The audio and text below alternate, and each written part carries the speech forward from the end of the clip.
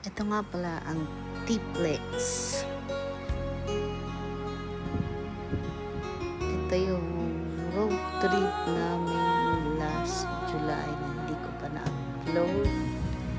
Pumunta kasi kami ng Baguio. So, dumaan kami ng SCTEX, T-Plex, which is ito sa T-Plex sa to.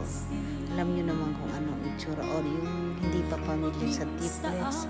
Ang T-Plex po ay after nyo dumaan ng EasyTex toll gate.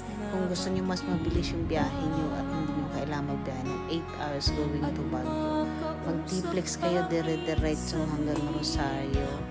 So, pagdating ng Rosario, yun na, diretso na yun.